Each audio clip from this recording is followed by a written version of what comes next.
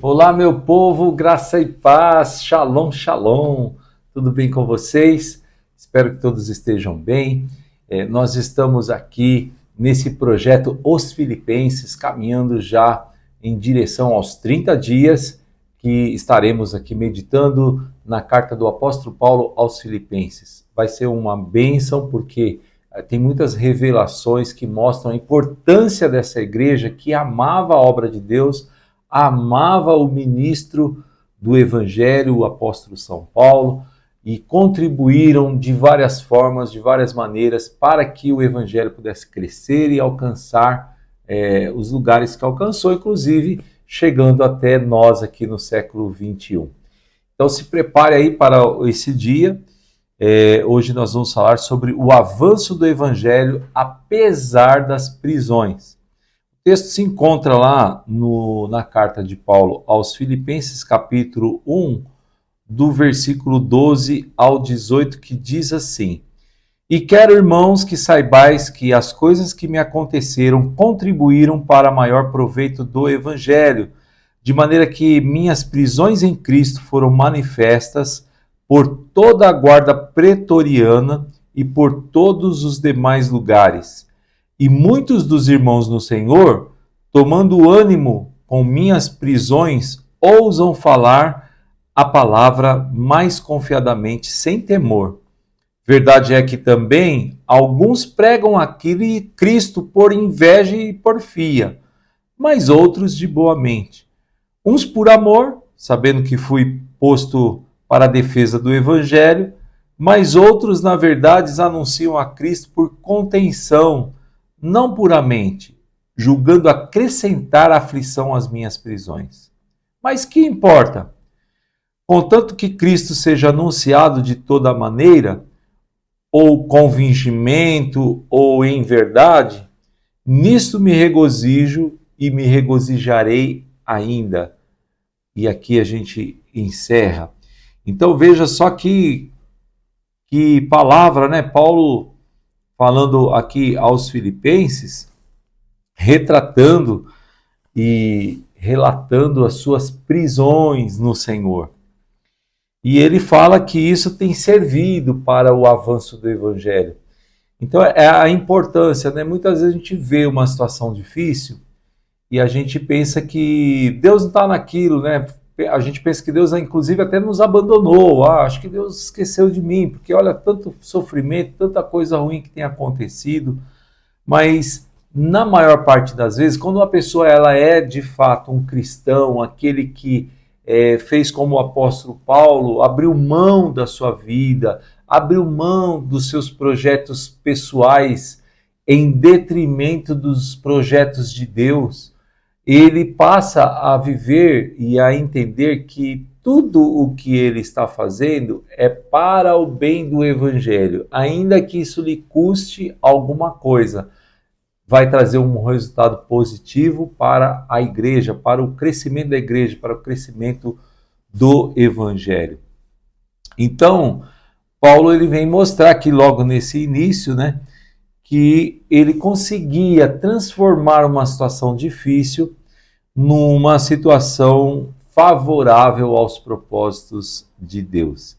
E eu separei aqui, como sempre, né, essa mensagem em 3 tópicos. O primeiro tópico vai falar sobre as adversidades como oportunidades. Você já parou para pensar nisso?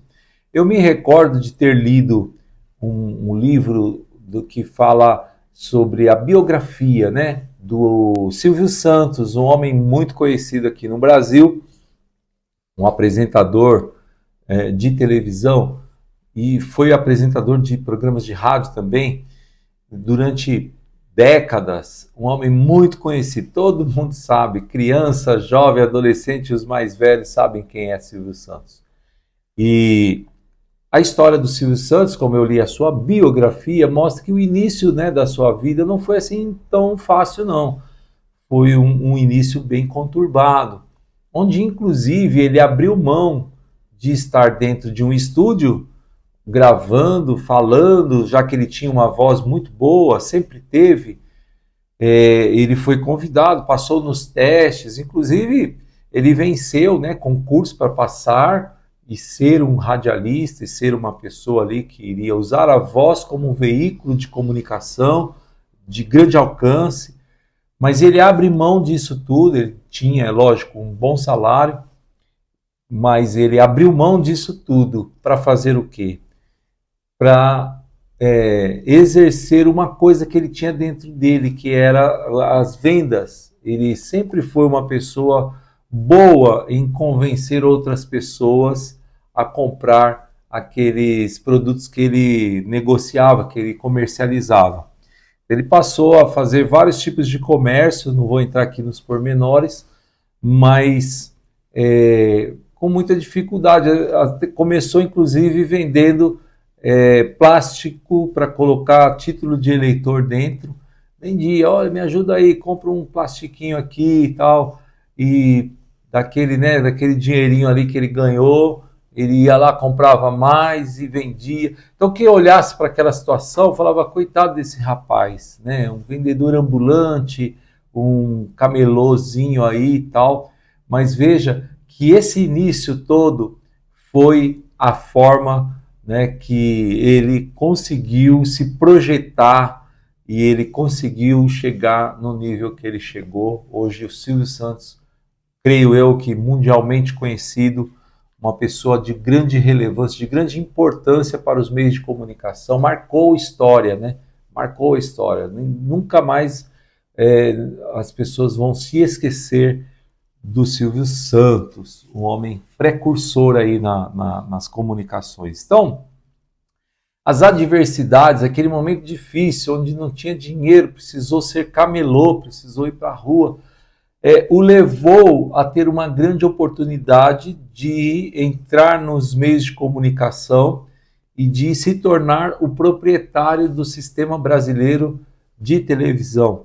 Então, a gente sabe que nós podemos ficar passivos no meio de uma dificuldade, de uma adversidade, ou podemos buscar em Deus condições físicas, intelectuais, emocionais, espirituais, para lidarmos com essas situações e gerarmos grandes oportunidades. O final você decide. As prisões que o apóstolo Paulo sofreu resultaram no avanço para o Evangelho. É isso que ele está falando aqui nesse texto que acabamos de ler.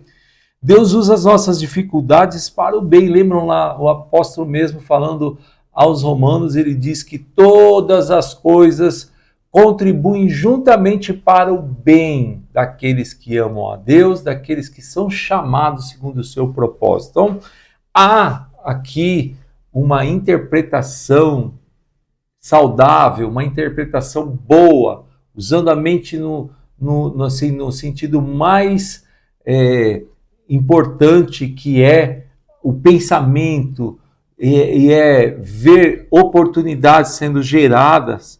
O apóstolo Paulo, ele comenta aqui com os filipenses que foi para isso, né? Outra coisa que é importante, né? José, quando foi levado para o Egito, qualquer um que olhasse para aquela situação falaria assim, coitado desse rapaz, né?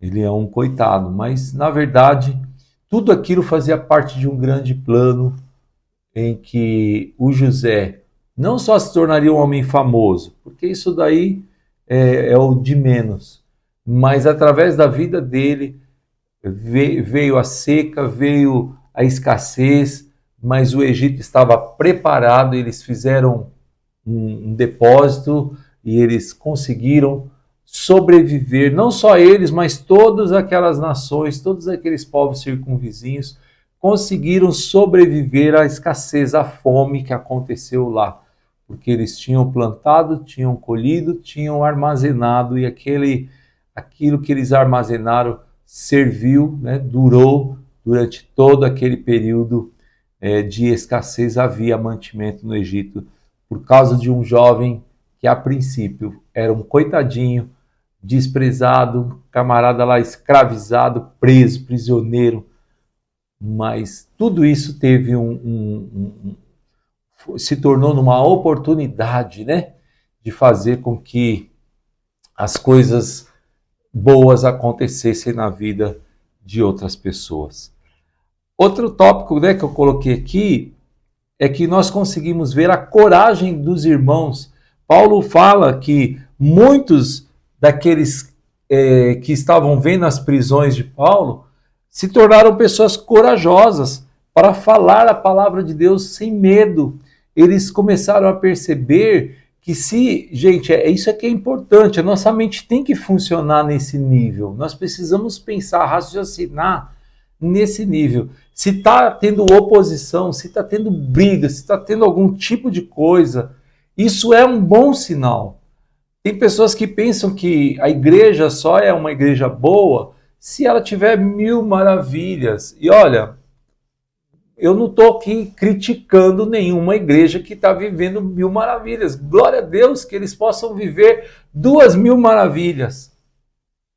Mas eu quero que vocês compreendam que nem sempre um momento difícil significa que Deus não está presente. Nem sempre uma luta, uma batalha, um momento de adversidade significa que Deus não está se importando. Não, pelo contrário.